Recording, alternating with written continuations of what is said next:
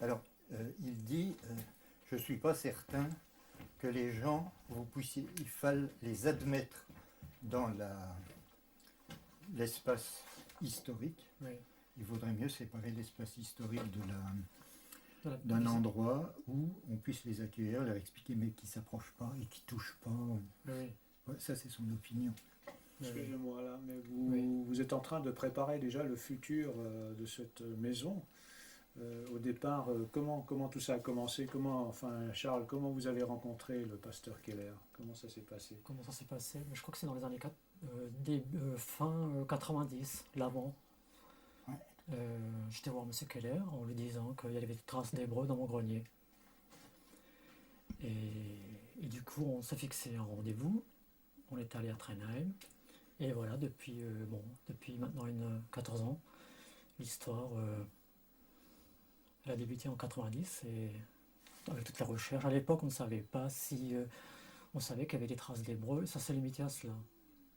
Voilà. Et C'était qu'est-ce qui vous a amené chez le pasteur Keller? Comment ça s'est passé? Vous avez découvert un jour ces inscriptions? oui, oui, bon, les traces étaient visibles depuis. Bon, ma grand-mère me racontait qu'il y avait des traces. Donc sûrement que les traces étaient visibles bien dans les années 50. Donc la chaux qui s'effritait, il y avait des traces d'hébreu qui apparaissaient. Et puis bon, il y a mon oncle dans les années 70 qui avait commencé à traduire, qui est pasteur. Donc il a commencé à traduire un texte à la colle. Bon, après, mon oncle il est parti avec le travail et il reste toujours très intéressé par rapport aux suites du projet. N'empêche que bon, les choses sont un peu arrêtées. Puis jusqu'au jour où je rencontre M. Keller, la passion, et puis le projet s'est vraiment emballé à ce niveau-là. C'était vraiment le départ du. Et vous l'avez rencontré comment? Vous étiez... À l'époque, j'étais étudiant à la faculté de théologie protestante. Et c'est comme ça. Bon, j'avais une intuition que. Ben oui, c'était M. Keller. Et puis bon, l'intuition apparemment était bonne. Et là, tout de suite, c'est... Oui, oui, tout de suite. Bon, tout de suite, il y avait un gros boulot à faire, évidemment. À l'époque, on ne savait pas d'où venaient les traces. Bon, on ne savait rien, il n'y avait que les traces qui étaient visibles, donc il fallait trouver un peu le fil conducteur. Voilà, ça c'est. Bon, M. Keller est plus à même d'en parler à ce niveau-là, tout ce qui est recherche, et puis voilà. Et ça remonte à combien de temps, ça? Donc le fin 90. Fin 90. Oui, oui, si mes souvenirs sont bons. Ils sont tout à fait bons, il y avait du verglas. Il y avait du verglas, il neigeait ce jour-là, donc c'était début décembre, je Ouais. pense. Donc c'est. Oui. Et... Enfin, vous essayez de vous rappeler comment ça s'est passé? Vous êtes allé le voir en lui disant, voilà, j'ai trouvé des inscriptions dans mon grenier. Comment ça s'est... Enfin, Oui, oui, bon, moi j'avais. C'était une façon de m'approcher. Bon, j'étais un peu. Monsieur Keller était au CEPP, Centre d'études et pratiques pédagogiques, donc j'étais en quelques heures de son secrétaire. Bon, quelque chose de. C'était une façon de rencontrer, puis il y avait un moment, une opportunité. Et j'en parlais, puis je savais sa passion pour le judaïsme, pour l'amitié judéo-chrétienne, pour tout ce rapprochement. Et je me suis dit, bon, je vais en parler. Puis M. Keller est venu, c'était la passion tout de suite. C'était vraiment le. Il me parlait de l'ASCO, bon, c'était pour lui, c'était quelque chose de. Il y avait tout de suite un emballement, un engouement très, très, très fort. Et puis moi aussi, il y avait une relation, puis une relation de personnes qui. On sentait, il y avait quelque chose qui. Voilà, ça correspondait. On était sur la forme et le fond, je pense qu'on était d'accord. et là, vous avez décidé ensemble de faire ce travail de Oui, oui, restauration. oui, bon, oui, oui, oui, tout à fait. Oui, oui. Et là, comment ça a continué? Enfin bon, la première fois, vous lui en parlez. Effectivement, il se passionne pour le... Ben, on savait qu'il y avait un problème à Trenheim, Frédéric Raphaël et Robert Boyle, dans le judaïsme d'Alsace. Donc on savait qu'il y avait un moment au 18e, début 18e, un conflit entre un pasteur et un juif. Mais bon, à l'époque, les recherches sont arrêtées là. On ne pensait pas que la maison, qu'il y avait encore des traces. Donc forcément, donc c'était une opportunité de voir s'il y avait une correspondance entre cet écrit-là et du coup, on avait quand même quelque chose, une trace écrite. Et de là, un peu l'histoire est partie. Et donc finalement, avec Frédéric Raphaël, Marc-André Archer, et puis bon, Tout le monde, c'était un travail d'équipe, ce qui reste encore un travail d'équipe. Chacun son... Oui. Et donc là, vous êtes intervenu et vous avez, c'était le début d'une collaboration, puisque je pense que vous voyez régulièrement Ah, tout à depuis. fait. Chaque fois qu'il y a un événement qui nécessite que je prenne ma voiture pour venir à Trenheim, je bondis dans la voiture et je rencontre Charles qui n'habite pas ici, donc il faut qu'on convienne de se retrouver ensemble et on fait progresser les choses puisque en ce moment nous nous entretenons déjà de la manière dont on accueillera du public. Et vous voyez que par rapport à ce qui reste à faire dans la maison, c'est pas demain, mais il faut déjà y penser maintenant. Puis il y a la manière d'aborder les pouvoirs publics aussi qui ont classé, donc protégé l'endroit, les décors et qui en principe doivent aider à leur préservation et à leur accès public. Pour vous, Charles, c'est important d'ouvrir ce lieu, d'en faire finalement un musée. C'était une volonté dès le départ ou c'est venu progressivement? Disons le terme de musée peut-être pas forcément approprié, mais ce qui m'importe, c'est la rencontre, c'est de pouvoir dialoguer avec d'autres personnes et de donner la possibilité à d'autres personnes de rencontrer ce patrimoine, qui est à la fois notre patrimoine. Et je parlerai plutôt en termes de rencontre, oui, de créer un espace de rencontre, de lieu, d'échange. Et puis bon, je crois que est-ce que finalement le chemin le plus court de soi à soi passe par l'autre, par les autres, de comprendre que nos racines culturelles sont plurielles et de saisir cette opportunité et de pouvoir... moi, je n'aurais pas rencontré M. Keller s'il n'y avait pas ce grenier-là. Donc finalement, c'est le grenier qui nous a fait rencontrer. Et justement, je crois que pour moi, c'est vraiment la ligne directrice. Que ce grenier, bon, c'est un espace, mais de le faire revivre comme ça, un peu une agora. Voilà, donc chacun, je pense que d'essayer de faire monter les gens et qu'on soit un peu différent en redescendant. D'avoir un plus ou d'avoir... bon, chacun, ça reste un mystère pour chacun. Non pas de... Oui, d'essayer de comprendre, on peut se descendre de sa propre culture aussi. De comprendre qu'il y a d'autres cultures, d'autres façons de voir, d'autres façons de prier. Et en dépit de tout cela, on peut dialoguer. Voilà, donc d'être un peu le... Voilà, c'est... Ma passion, c'est vrai que c'est la rencontre, c'est vraiment de donner la possibilité. Donc moi, j'essaie d'être assez ouvert, que les gens puissent venir. Et après, bon, chacun en prend ce qu'il a envie. Et oui, c'est... Et cette rencontre passe par la connaissance de l'histoire de l'autre. Ça fait partie, oui, évidemment. Ouais.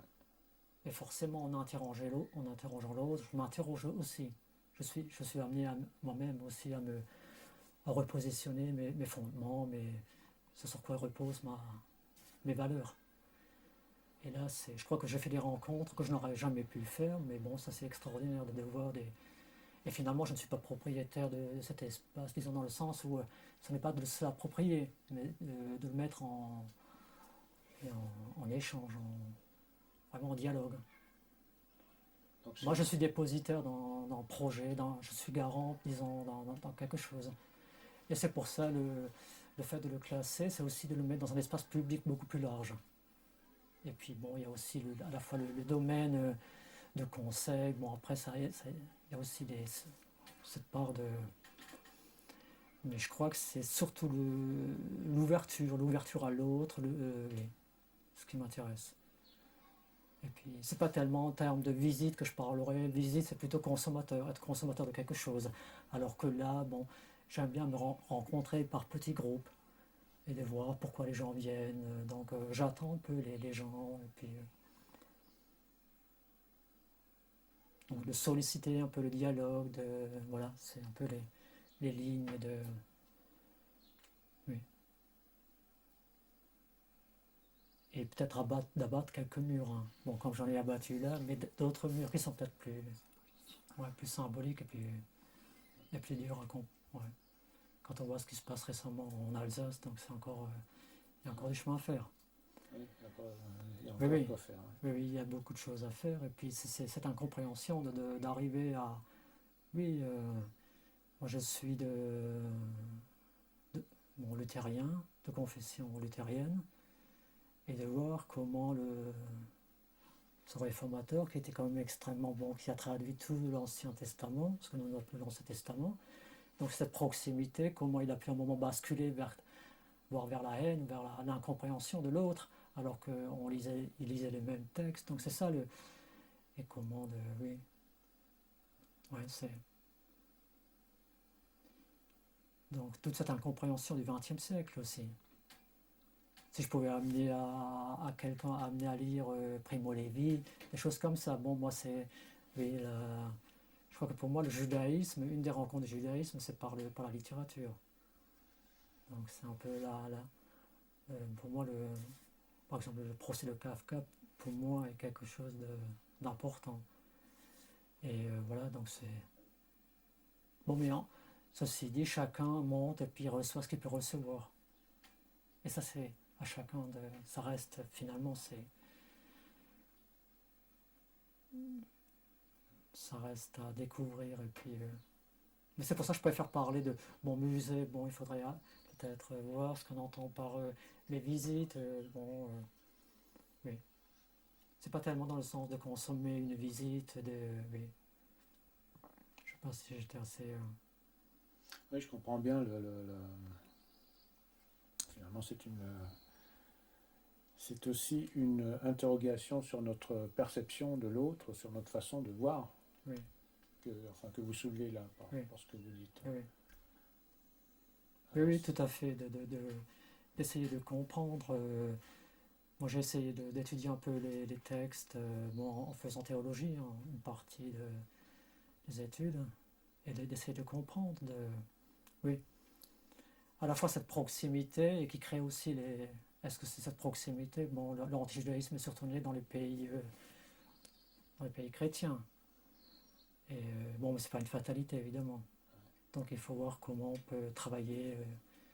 Ça peut être un outil pédagogique aussi pourquoi pas faire venir des plus jeunes ou d'essayer de comprendre. Il y a quelque chose et de voir la proximité entre l'alsacien et puis le yiddish. Il y a une quantité de choses comme ça. On se rend pas compte que c'est vraiment une part importante de notre culture. Et qu'est-ce qui fait que, alors que cette culture si riche, elle est là en termes de vestiges, c'est tout. Comment comprendre que il y a plus de juifs actuellement dans nos campagnes. D'essayer de. Voilà, c'est.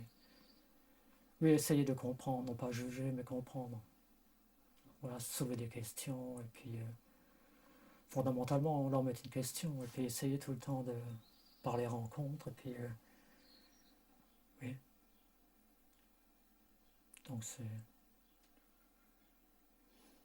Puis on verra, hein, il faut laisser les choses ouvertes aussi. Donc, en tout cas, moi je suis heureux depuis que je fais des rencontres assez impressionnantes. Mais vous êtes là parce que il y a le grenier, sinon vous ne serez pas là. Donc vous voyez, on fait des rencontres et puis je trouve oui. C'est pour ça que ça aurait été vraiment dommage. Peut-être qu'il y avait des raisons pourquoi, mais des générations avant, on l'a laissé un peu. Bon, ça faisait partie de. On savait qu'au grenier, il y avait des traces des Hébreux ou de on ne sait pas quoi. Bon, il y avait des traces écrites. Mais bon, ça faisait partie un peu du mystère. Bon, les greniers sont remplis de mystères.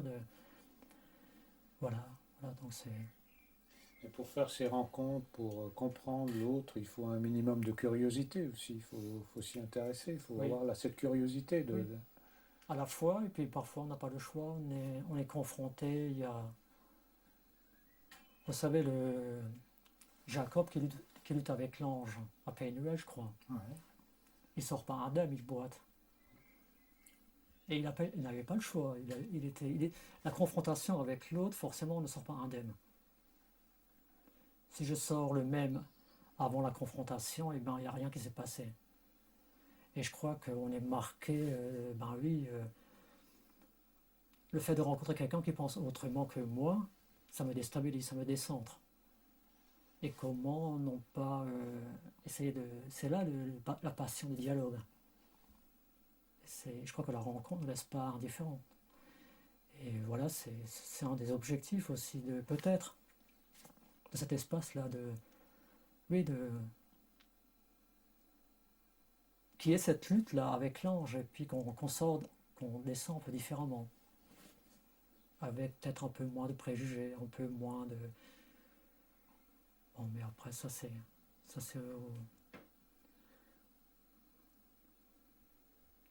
oui.